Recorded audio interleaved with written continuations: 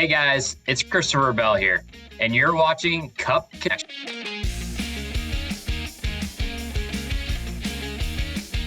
Hello everyone, I'm Mike Massaro, and welcome to Cup Connection. Next up on the schedule is Martinsville. It's a race a lot of people have been looking forward to, not only because it's one of the most exciting events on the schedule, but also because the series' most popular driver is returning. That's right, Chase Elliott is coming back after missing the past 6 races because of a broken leg. Now, joining us in just a bit is 7-time Martinsville winner and Hall of Famer Rusty Wallace. He explains what he expects out of Chase and breaks down all the keys to getting around the paperclip.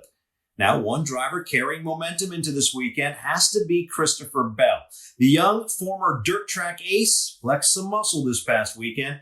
Bell, as you may know, cut his teeth on dirt tracks. Among his many accomplishments before heading to NASCAR, he won the 2013 USAC National Midget Championship and has won the Chili Bowl multiple times. Now he can add Bristol dirt track winner to his impressive and growing resume. Joining us now is the most recent winner on the NASCAR Cup Series. That will be Christopher Bell. He also comes in with the championship lead after the victory. First off, Christopher, great to have you here on the show. Congratulations on the win. Yeah, hey Mike, thanks for having me on here. You know, a lot of fun watching you make your way through the field at Bristol. It seemed like the first segment and the early stages of the second segment, you were kind of around 10th, 11th, but you eventually found your way to the front. What did it take to make your way through traffic? Yeah, the beginning of the race was definitely a struggle for me. We started 4th, and I felt like I was going to be able to contend for the lead right away. And that middle of the first stage, I just really started falling back. And I think I fell back to 6th or 7th by the end of the first stage. And then the second stage, towards the end of that, is whenever I really started moving forward. And I was able to pass a couple cars, and I think I finished the second stage 4th. And then with a little strategy, we ended up staying out for the third stage. And then the track just really came to us. So the slicker it got, the faster we got. And we were at our best by the end of the race. You know, one thing stood out in your post-race comments. You said those last 100 laps, the ones you led, you said they were the longest laps of your life. What was so hard about them? Yeah, I mean, these stock cars are absolutely not made to drive on dirt tracks. No. And it's very tough to get the cars around the track. You know, you're trying to drift them around the corner properly and trying to find all the grip you can get. And it's very easy to push the front end and get into the wall or slide the car out and spin it out. So you're really just kind of wrestling that thing around the racetrack. And it's a relatively slow speed, but a lot of things are happening in that slow speed. So they're difficult laps to put together consistently. Big, heavy race car, tough to maneuver. You know, something else that was shaping up to be a pretty big challenge, I would think, was the fact that Tyler Reddick was coming on pretty strong. Very skilled on dirt tracks himself. What was your plan if he got to you? I mean, my plan was to not let him get to me, that's for sure. You know, I knew that he was one of the better cars from earlier in the race, and it was just going to be a matter of who could produce the best lap time. And for the most part, we were trading back and forth, who was faster, who was slower. And I know that he was, obviously getting pretty close there at the end of the race. So it was going to be an exciting last lap, to say the least. You think you could have blocked him? I was going to try, that's for sure. I wasn't going to go away easily. All right. Hey, it's amazing to me. This is the 3rd year that they've had a dirt race at Bristol. The first 2 were won by Cup Series regulars, Joey Logano, Kyle Busch. Now, granted, Kyle Busch had a little help there at the end. You're the first true dirt racer to win there. Does that surprise you at all? Well, Mike, honestly, I can take a lot of the blame for 2021 because myself and Kyle Larson were probably 2 of the favorites and 2 of the best race cars in that race early on. And unfortunately, I spun out and collected him and took both of us out of it. And then in 2022, we saw Tyler Reddick and Chase Briscoe racing for the win. So, both years, the dirt guys had been, I would say the class of the field, but they hadn't made it to the end of the race to pick up the checkered flag. And then again, this year we saw that, and basically every dirt regular in the field was up at the front towards the end of the race. Yeah, a lot of dirt racing pride, certainly on the line. And you guys did show out in those first few years as well, not taking anything away. I'd be remiss if I didn't bring this up. Obviously, this was a big win for you, but one thing that we saw on your Twitter page immediately afterwards is you dedicated the win to Justin Owen. this had to be special for that reason as well. I think the whole racing community is always watching after each other, and you never want to hear the news that another racer lost their life. So, it was definitely a somber weekend. It's the news that nobody likes to hear about. Yeah, no doubt. And considering there's so many more USAC drivers, guys with a background like yourself, so it seems like there's so many more in the series right now. Our condolences certainly go out to all of you, and of course to Justin's family. So moving on here a little bit, I still want to talk a little bit about the transition from dirt and USAC to NASCAR. As I alluded to, it seems more prevalent these days. You think years ago, maybe 15 years ago, I think folks who came through the USAC ranks, I think their goal, correct me if I'm wrong, was to go to IndyCar. Has that changed? Has the goal now for a lot of guys now become going to NASCAR? Maybe for some. I can speak on my career, and I never really had a goal of going to IndyCar or going to NASCAR. I had a goal of being a professional racer and racing for a living. And fortunately, I was able to meet that goal in the USAC ranks or the sprint car, the World of Outlaws, whatever. I didn't do World of Outlaws full time, but I ran part-time there and then full-time in USAC. So I was able to be a professional racer and race for a living at a very young age. And I was content. I was happy. I was up for whatever was thrown my way, and NASCAR was the opportunity that I got. But I think that door has just kind of closed on the IndyCar side.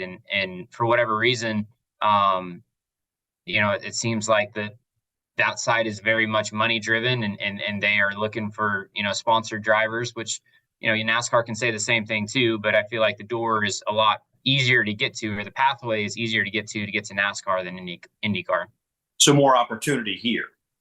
Yeah, I mean, it shows by the bigger fields. We have between the Xfinity Series, the Truck Series, and the Cup Series. What is that? That's almost 100 seats available. Where IndyCar, you're talking 20-ish. So, it's just a easier pathway to get to NASCAR at the moment, and I wouldn't be surprised if that changes. IndyCar is obviously based in Indianapolis around the USAC scene. And like you mentioned, years ago, that was kind of the route that you took to go there. So maybe it'll open up in the future. I mean, even that was the path for Tony Stewart. I mean, Tony Stewart went to IndyCar first before heading to NASCAR, but it seems to change a little bit. So I want to talk about Martinsville coming up. It's a place where you won last year, so I'd imagine the confidence is pretty high. Right. Is that it? Yeah. That's the burnout. Martinsville's definitely a place that's going to be special to me for a while. To win with our backs against the wall to make the Final Four was a huge moment. And it's at a racetrack that I haven't really had success at in the past. And so, yeah, I mean, it's never been one of my favorites, but now after winning there, it definitely climbed up on the list a little bit more. It seems like guys who win at Martinsville win there in bunches. I mean, you look at some of the guys who've been good there; they've got a lot of wins there. You look at your resume, Christopher, and I see a lot of short tracks on there that you've won at already. What is it about your style that lends itself to that style of racing? I'd love to sit here and tell you that I have a style or driving technique that is successful there, but I think it all boils down to having great race cars. And, Joe Gibbs Racing is one of the best organizations on the short tracks, whether it was the Xfinity Series or the Cup Series. And I'm just the lucky guy that gets to hold the steering wheel. So, I think whenever we go to Martinsville this week, you can look at all four of the JGR Camrys and all four of them should be contending for the win, whether it's Denny Hamlin, who's won there several times, Martin Truex. I remember he had never won a short track race until he went to JGR, and then he became Mr. Short Track. And certainly I think I'll be in contention. And then Ty Gibbs, the young rookie, I think he won the Xfinity race there maybe once or twice. And he's been on a roll in the Cup Series as well. So I would expect him to be a factor. Yeah, good point. We're all waiting for Ty to break through. I mean, it's just a matter of time, I would imagine. So, hey, new short track package as well. So how does that change things? Yeah, I think it changes things probably less at Martinsville than anywhere else, just because the speeds are a little bit slower. But it definitely should be in the right direction to help in traffic and help us pass a little bit more. That first Martinsville race in April last year was a it was a dud. The tire combination with the rules package just didn't really work out. We saw a lot of green flag runs with very little passing. And then the fall race was, a little bit better with more beating and banging, and the tire laid down a little bit more rubber so you could move around more, make some passes. And now I think with that tire combined with this aero package, we should be in the right direction of more passing. All right, finally, before I let you go, Christopher, you're the new championship leader. Long season still ahead, but what is that like, knowing that right now you're the guy to beat? Yeah, it's cool. I don't know. I guess maybe a little bit surprised, but we've been running well. But this sport is all about playoff points. It's all about winning races, and leading the regular season standings is great. But whenever you get into the playoffs, it's all about the playoff points, and the only way to do that is by accumulating stage wins and race wins. So certainly the regular season standings is really good, but we need to make sure that we win some more races, win some stages to get more playoff points to help us out later on in the year. All right. Well, I've got a hunch that you will collect a few more playoff points, a few more wins as well. Christopher, thanks for being with us. By the way, don't eat too many hot dogs this week. They'll weigh you down. Oh, trust me, I stay away from those guys. Good idea. Christopher, thank you for your time. I appreciate it. See you guys later. Bye.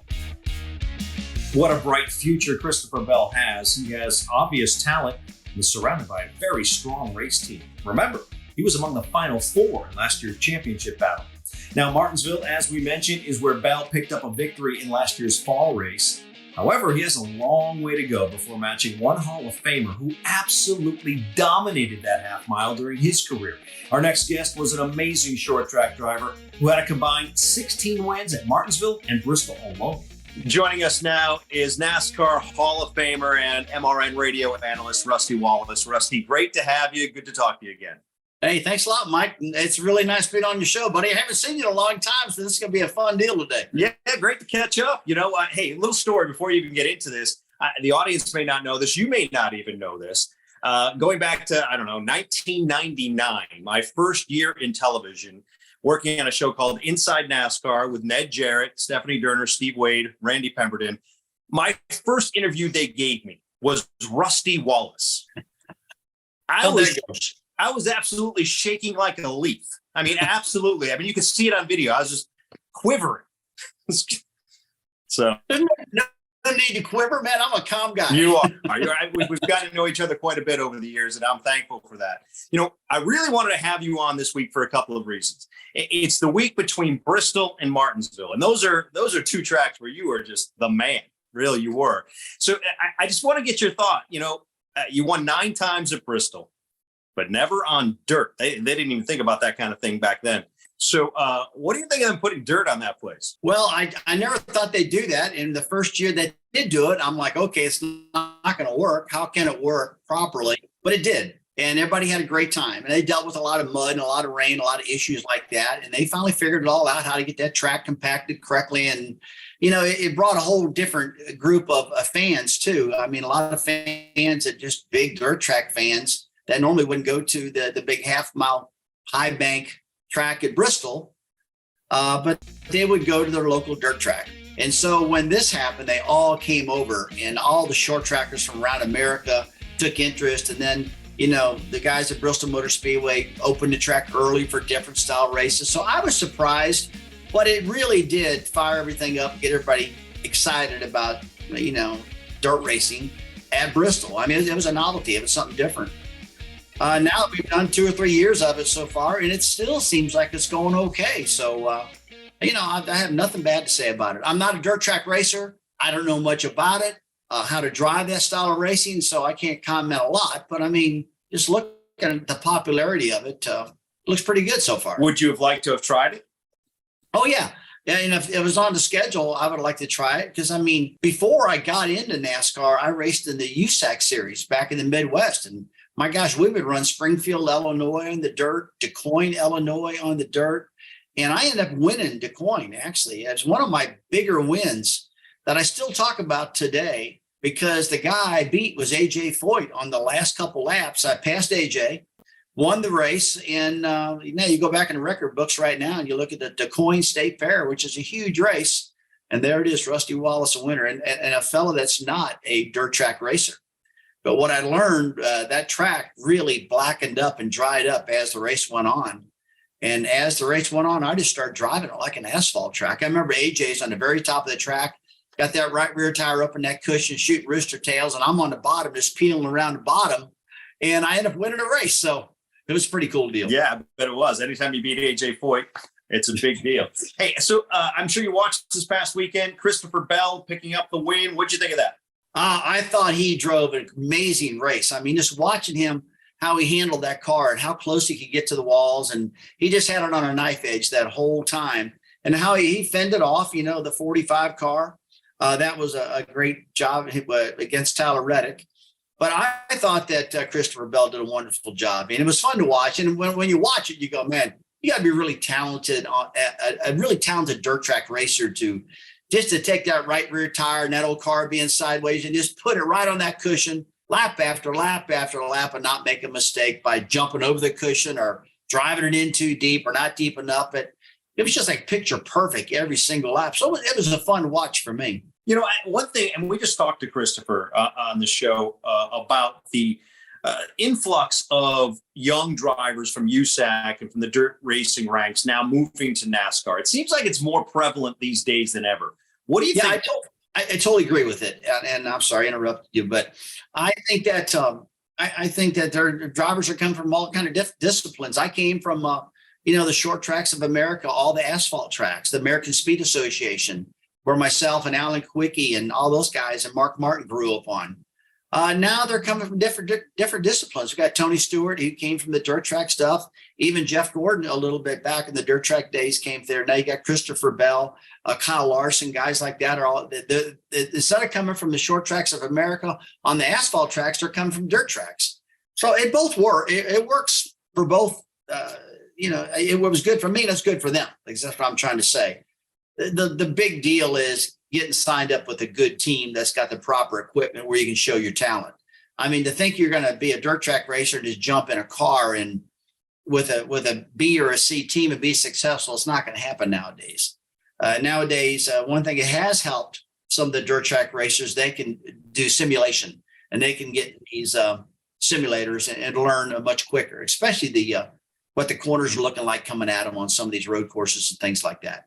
Yeah, the simulator back in your day was just track time, just experience, right? So, Hey, I want to talk about Martinsville. I mean, it's a place that you dominated, 7 victories there. Hey, any idea how many laps you led there? Oh, boy. It was close to 20,000, I think. Somewhere close, I thought.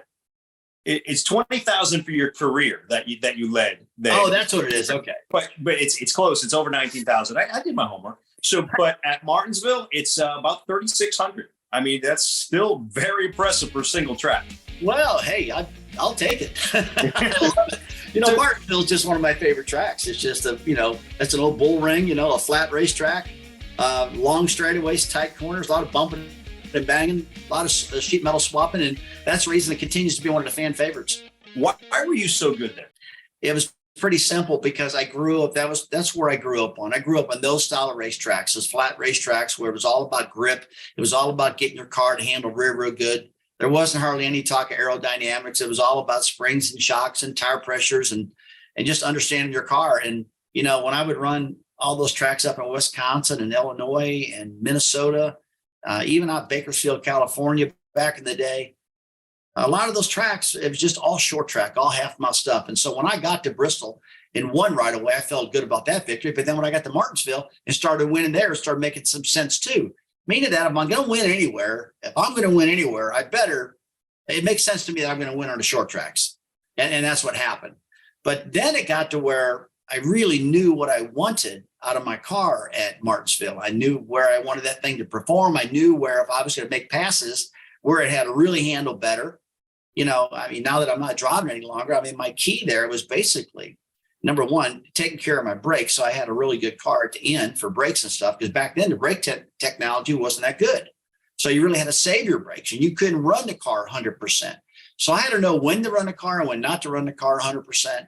I knew that I'm going to make the majority of my passes. It was going to happen from the center of the corner out, where I could get the nose dipped underneath the car exiting and drag race them down the straightaway into turn 3 or into turn 1 or whatever. So I knew if I went into that race and I got in a corner, okay, the car was handling good getting into corner, but if it was shoving the front end or loose up off the corner, I wasn't going to pass any cars. So I would continually in practice just work and work and work to get the car to perform from the center to corner out. And every time I did that, it worked out for me. And 7 victories.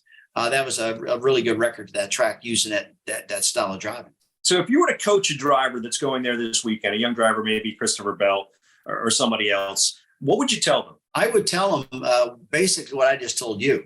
The most important part of the racetrack is the center out.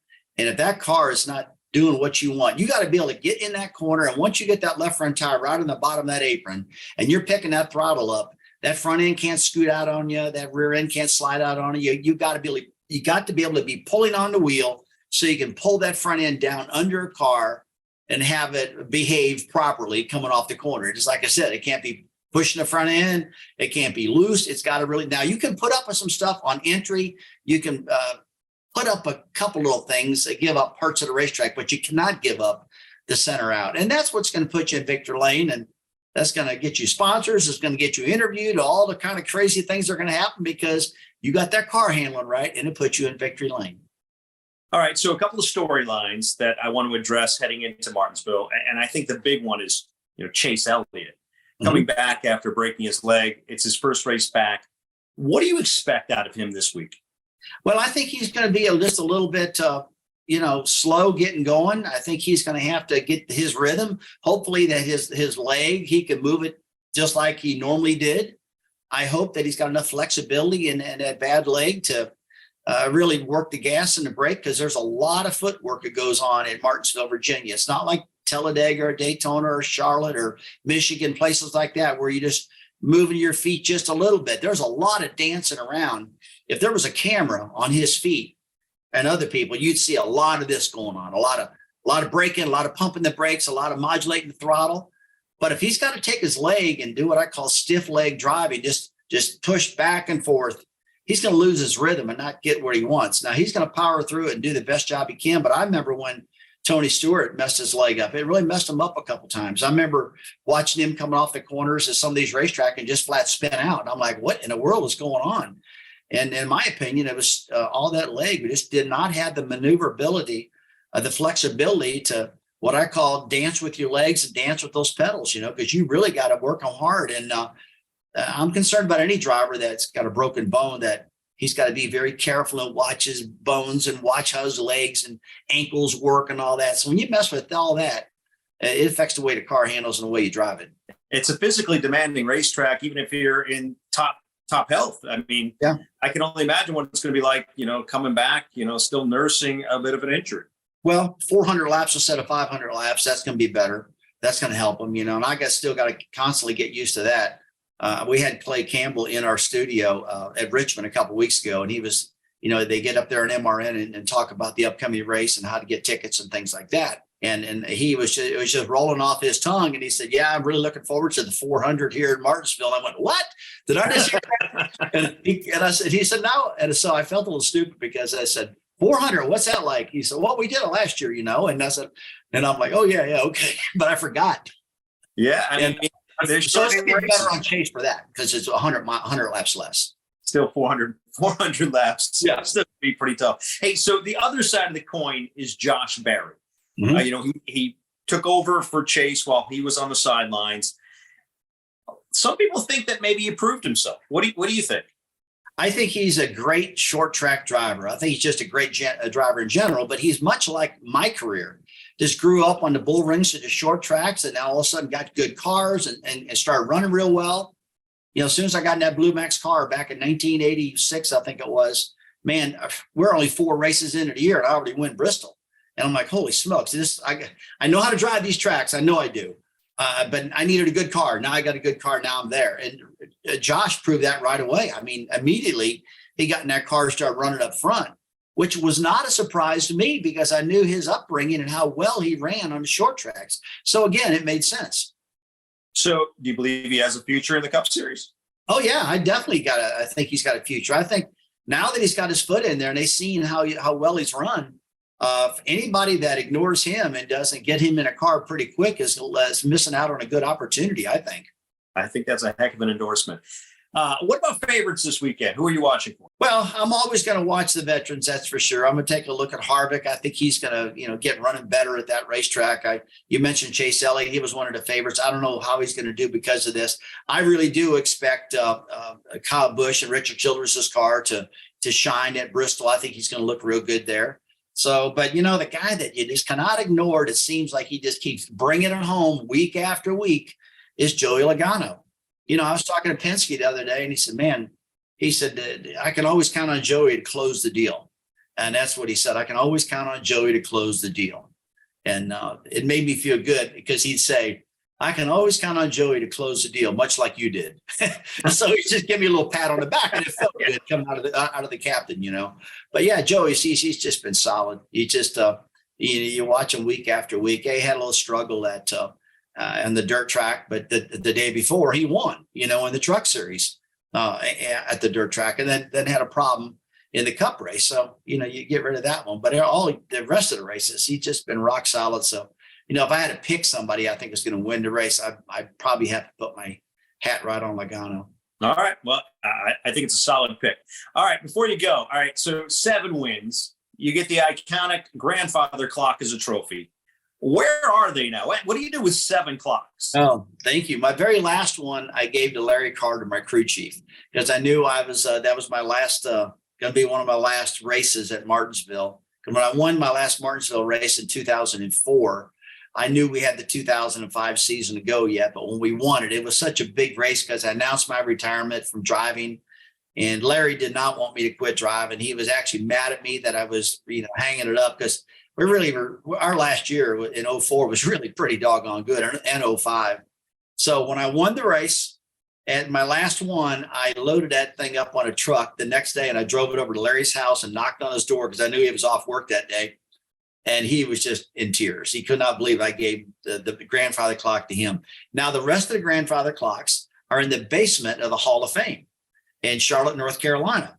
I had a big building that had all my wins, my trophies and everything. And I ended up selling that building and moved into a much smaller one. And Winston Kelly heard about it. And the guys down there, they said, we got a wonderful area downstairs here that's humidity controlled and closed off and protected and guarded and everything.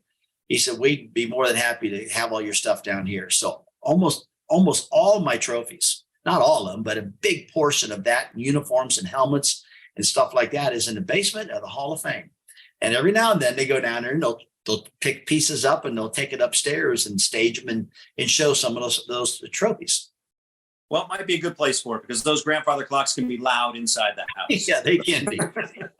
All right, Rusty, always great to chat with you. Thank you for the time, and look forward to catching up with you again down the road. All right, Mike, thanks a lot. It was great talking to you today, and you're always one of the best, buddy. I mean, a good, solid guy reporting and always knew what was happening. A lot of knowledge in that head of yours, I'll tell you that, man. Thank you, Rusty. Thank you. I appreciate it. Appreciate it, guys. Thanks a lot. Man, that's awesome to hear that the Hall of Fame is taking very good care of Rusty's grandfather clocks. Question is, who's going to take one of those home this week? There are a lot of contenders. You heard Rusty talk about Joey Logano. He's definitely one of the favorites. He's led over 1,000 laps there and has won once. Joe Gibbs Racing is also expected to be very strong. We talked about Christopher Bell winning there last year, but don't overlook his teammates. Combined, Denny Hamlin and Martin Truex have 8 Martinsville wins. Hamlin has 5, Truex 3. Hendrick Motorsports, well, they've always placed an emphasis on Martinsville, so they should be strong, especially William Byron and Kyle Larson. It'll be interesting, though, to see how Chase Elliott is coming off a broken leg. Other veterans to watch, Kyle Busch and Brad Keselowski. There could also be some surprises. If you're looking for a driver who could finally get to victory lane after a long drought, what about Ryan Blaney? He hasn't won there, but he's been close, finishing inside the top 5 in 7 of his last 10 Martinsville races. Finally, another dark horse, Ryan Preece. He hasn't had the finishes he's looked for this year, but this week is an opportunity. He's turned a lot of laps in Martinsville in a modified and has very deep short track routes. Well, as always, thanks for watching here on Cup Connection.